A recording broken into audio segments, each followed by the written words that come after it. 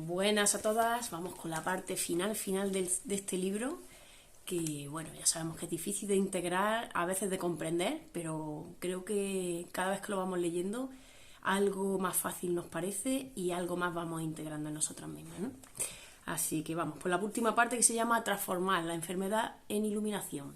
Y esta parte comienza con una pregunta. Dice, si alguien está gravemente enfermo y acepta su enfermedad,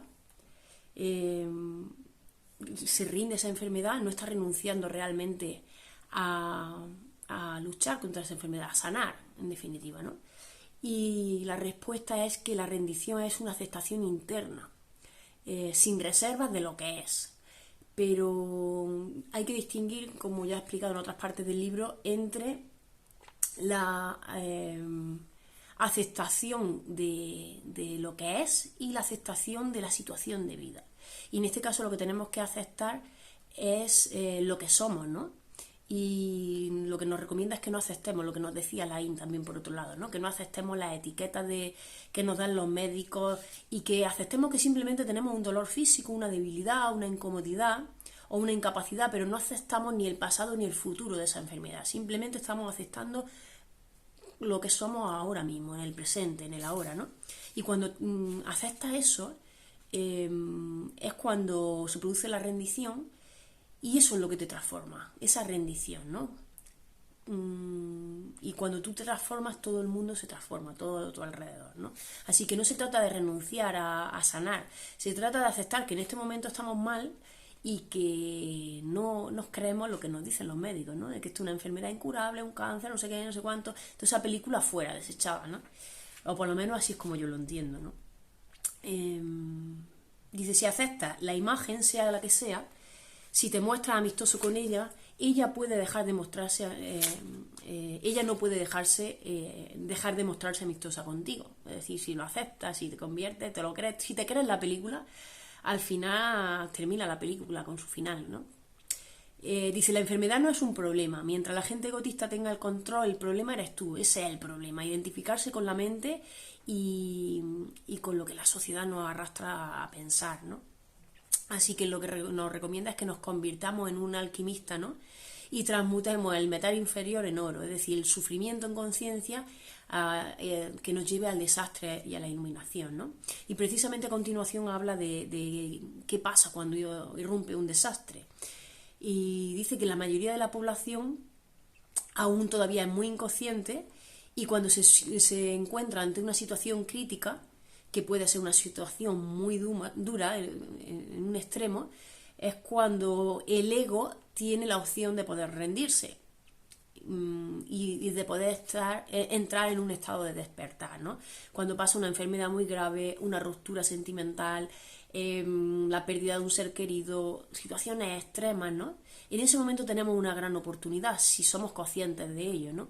Si nos convertimos en víctimas y empezamos a preguntarnos por qué me pasa esto a mí, qué mala suerte tengo yo, qué injusta es la vida o ese tipo de pensamientos, ahí no podemos hacer nada porque nos convertimos en eso, en víctimas, en esclavos. En personas que nos han puesto unas esposas en las manos y no podemos movernos, ¿no? Sin embargo, está demostrado que en muchas de esas situaciones se han producido milagros y las personas han despertado, ¿no? Habla incluso de personas que están sometidas a cadena perpetua o a pena de muerte y justo antes de que vayan a perder la vida es cuando despierta y toman conciencia, ¿no? Porque se vieron obligados a rendirse a lo que era, a lo que había en ese momento, ¿no? Y es cuando se produce ese milagro, ¿no? Cuando nos rendimos, cuando ya no hay lucha, cuando ya no hay enfrentamiento, sino simplemente aceptamos lo que es. Por eso, cuando nos ocurra un desastre, tenemos que verlos como una oportunidad para alcanzar esa iluminación, ese despertar, esa toma de conciencia y ese camino hacia el aquí y hacia el ahora, ¿no? Es el momento idóneo para transformar el miedo, el dolor y el sufrimiento en oro, ¿no? Como dice esto del alquimista. Es cuando el miedo y la pena se transmutan en una paz interna y una serenidad que vienen de un lugar profundo, del no manifestado mismo.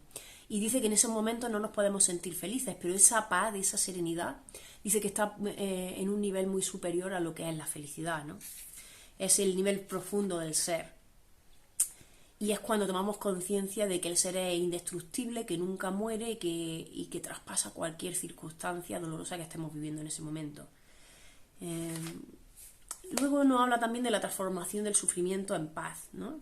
Y bueno, aquí la persona que hace las preguntas vuelve a decir lo mismo y habla del filósofo estoico de la antigua Grecia cuando decía, si mi hijo tiene un accidente, dice, bueno, he llegado a la conclusión de que no es mortal, ¿no? Dice, eso es rendición porque claro, dice, si eso es la rendición no quiero estar ahí, ¿no?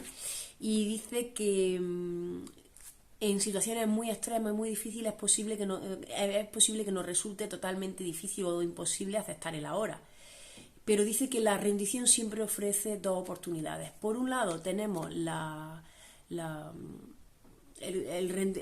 oportunidad de rendirnos ante una circunstancia extrema, como puede ser eso, la muerte de un hijo, y si ahí nos resulta totalmente imposible alcanzar esa iluminación o esa aceptación, tenemos una segunda oportunidad para rendirnos, que es si no hemos podido aceptar la imagen exterior, esa muerte exterior, podemos aceptar lo de dentro, es decir, el dolor intenso que nos provoca esa situación, ¿no?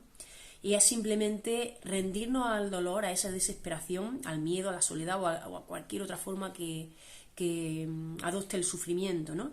Y no etiquetarlo, simplemente abrazarlo, y en el momento que hacemos eso, milagrosamente se produce la rendición y ese sufrimiento se transmuta en un profundo sentimiento de paz y de serenidad, ¿no? Así que parece fácil así teóricamente, pero no es tan fácil, ¿no? Ya lo sabemos. Pero bueno, la cosa está en tener la conciencia y el leerlo cuantas más veces mejor para que llegado a un momento extremo como ese, por lo menos seamos conscientes de lo que está pasando y podamos intentar otro tipo de cosas. Dice, la intensidad del sufrimiento no disminuye cuando lo hacen inconsciente. El sufrimiento disminuye cuando lo hacemos consciente y estamos observando ese dolor y lo abrazamos, ¿no? Así que debemos afrontarlo en vez de salir huyendo, que es el instinto que tenemos todos dentro, salir huyendo cuando nos duele algo. Hay que atravesar ese dolor y abrazarlo. Y en ese momento lo observamos sin hacer nada y manteniendo la atención en ese dolor, y es cuando se produce el milagro, ¿no? Cuando se produce esa iluminación y ese presente, ese ahora. Así que la plena atención es la plena aceptación, es la rendición. Ya digo que parece sencillo, pero luego no lo es tanto. Y en ese momento que aceptamos, muere el ego y nos desidentificamos con la mente, ¿no? Que es el problema mayor que tenemos hoy día, la identificación con la mente. Por último nos habla del camino de la cruz, ¿no? Dice que hay muchas personas que cuando tienen algo excesivamente doloroso, la cruz, es cuando se produce esa rendición, ¿no? Y pregunta, cuando te rindes es encontrar a Dios. Y dice que evidentemente cuando uno se rinde, todo juicio y toda negatividad se disuelven, ¿no? Y entonces se abre el reino del ser, que había quedado oscurecido por la mente, que no nos dejaba verlo. Surge esa quietud dentro de nosotros y es cuando tenemos esa sensación de paz insondable. Así que sí, él dice que no le gusta llamarle Dios porque la palabra Dios ha sido muy etiquetada e identificada con ciertas cosas, con personas, pero que al final Dios somos nosotros mismos, ¿no? Es lo que nos viene a decir aquí. Y que el camino de la cruz requiere una inversión completa. Significa que la peor cosa de tu vida, tu cruz, se convierte en lo mejor que te ha ocurrido porque te obliga a rendirte, a morir, te fuerza a convertirte en nada, a ser como Dios, porque también Dios es una cosa, una nada, ¿no?